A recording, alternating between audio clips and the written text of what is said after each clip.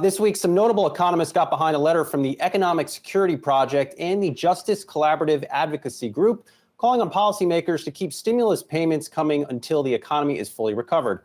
House Speaker Nancy Pelosi also said that developing a coronavirus relief bill will cost at least $1.3 trillion and is arguing it still might not be enough.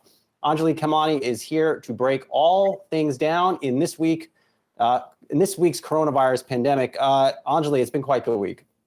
It really has, Brian. And yes, to your point about Nancy Pelosi's comments there, saying it's still not enough, and we're still looking at, largely an exponential growth in cases. We're consistently breaking our records day over day for daily cases. Just yesterday with 73,000 cases new per day, and that is more than the previous record of 72,000 on July 10th. So just in a week's time span, we're hitting yet another record, unfortunately. And this goes into that point of, even more uncertainty at a time where the virus was supposed to be sort of lowering its impact, and we were supposed to be able to get a handle on it overall in the U.S. We're getting headlines about testing being consistently delayed, even more than it was, and in more states. And that is a large part of it, is that there are more states impacted right now than previously when it was just the New York, New Jersey area, Brian.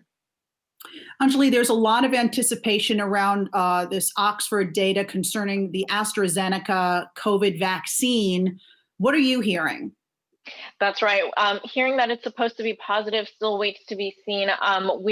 It's supposed to come out on Monday, so hopefully we'll get a clearer sense of where that stands. Right now, we know that Moderna is that front runner in the U.S. We're waiting to hear about the Oxford vaccine, which has a lot of interest and a lot of deals already in place globally. So that really answers the question of what happens with the rest of the world in terms of access to a vaccine, as well as China having their front runner, which is already being utilized in the military. So a lot of movement this month when it comes to the vaccine race, and we're waiting to see how this all pans out.